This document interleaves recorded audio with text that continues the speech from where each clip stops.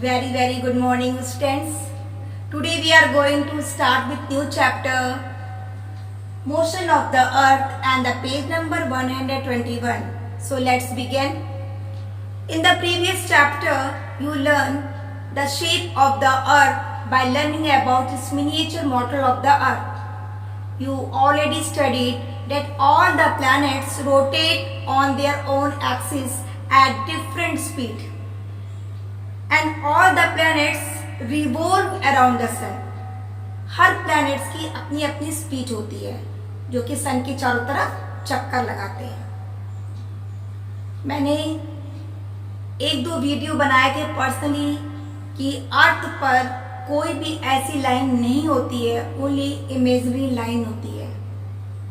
उस वीडियो को आप दोबारा देखिएगा because both the chapter related.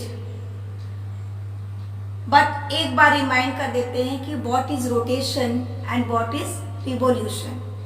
Rotation, the earth rotate on its axis and complete one circle in 24 hours. Earth जो है अपने एक्सिस पर 24 आवर्स मूव करती है. But you do not feel the movement because all the other things in relation to your position are move. The sun rises from east to west, but in reality the sun static. Reality क्या है कि sun स्थिर है, अर्थ move कर रहा है. Example ले लीजिए, अगर आप ट्रेन में बैठे हो तो क्या होगा, आपको आउटर में जो भी चीजें आप देख रहे हैं वो लगेगा कि वो भी आपके साथ साथ मूव कर रहे हैं. जस्ट लाइक यही पोजीशन अर्थ और सन की भी होती है. अर्थ में है मगर फील हम लोग को नहीं होता. सन स्टैटिक्स है, ऐसा लगता है कि सन मूव कर रहा है east to west, but reality ऐसा नहीं है. The movement of the earth on its axis causes day and night. जब अर्थ अपने एक्सिस पर मूव करेगी तो क्या होगा, जो फेस सन की ओर रहेगा वो डे और उसके अपोजिट साइड नाइट रहता है. Japan is also known as the land of the rising sun.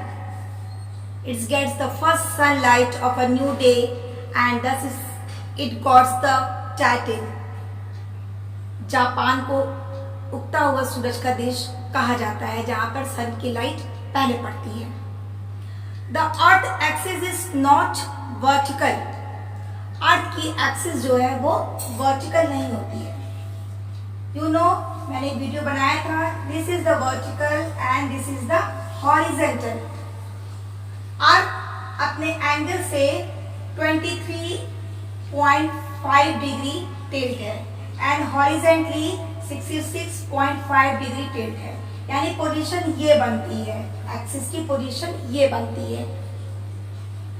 Earth tilt रहती है कितने, वर्टिकली 23.5 डिग्री टिल्ट रहती है.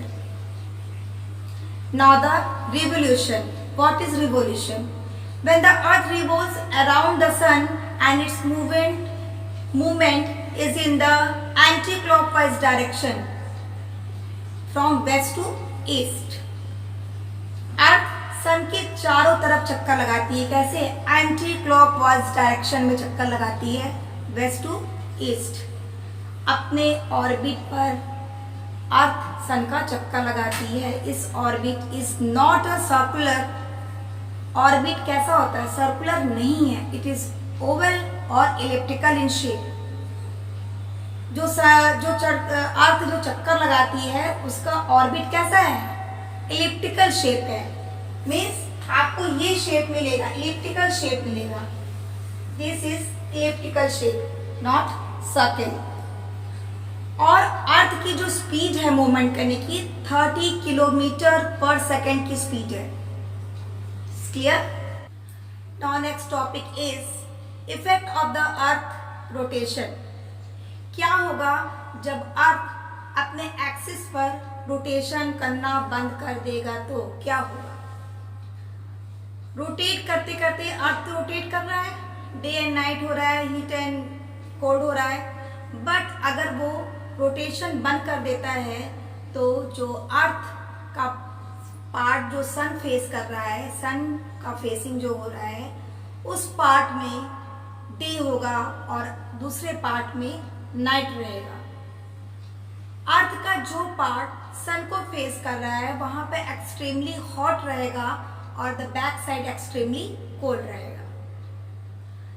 Extremely hot and extremely cold के कारण क्या होगा, life would not have been possible, life possible नहीं होगी। The wind and the ocean current would be different everywhere. Now next topic is earth orbit. You know well students, Earth's orbit is elliptical in shape. अर्थ की orbit elliptical shape में होती है। The average distance of the Earth from the Sun is about 150 million kilometer. Average distance sun और earth का इतना होता है। But earth move करते करते एक ऐसी पोजीशन आती है जब वो सन के पास हो जाती है और उसकी डिस्टेंस जो होता है वो 146 मिलियन किलोमीटर हो जाता है। Means the closest distance is the 146 million kilometre is known as the perihelion, जो कि 3 जनवरी को होता है, 3 जनवरी।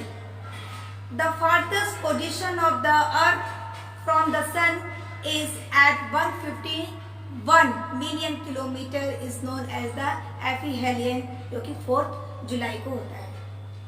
Perihelion, perihelion and एफीहेलियन।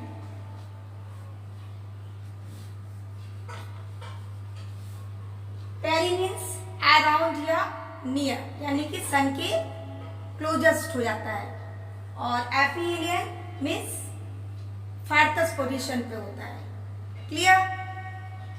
And now the apposite line. What is apposite line? This is not in your course, but I will tell you what is apposite line. Perihelion and aphelion. Perihelion यानी एफीहेलियन को जो line join करती है उसे हम एपोसाइट line कहते हैं। This is not a actual line, this is imagery line. ये इमेजरी लाइन होती है। Okay, clear? अर्थ सन के चारों तरफ चक्कर लगाता है यानी रिवॉल्व करता है, और डेज होते हैं 365 डेज में अर्थ सन का चक्कर लगाता है, यानी 1 सर्किल कंप्लीट कर लेता है। आफ्टर 4 इयर्स ये 366 डेज लगते हैं, उसे हम लीप ईयर कहते हैं, और उस साल फरवरी जो है 29 डेज का हो जाता है। हर साल 6 घंटे को हम एक्स्ट्रा प्लस करते चलेंगे तो 4 साल में 24 आवर्स यानी 1 डे ऐड हो जाता है, तो 366 डेज हो जाते हैं। ऐसे ऑर्डिनरी में फरवरी 28 डेज के होते हैं और 365 डेज एक साल में होते हैं। So students, this is the leap year. 366 days जो एक साल में होते हैं और फरवरी 29 डेज के होते हैं। So I think it is clear. Thank you.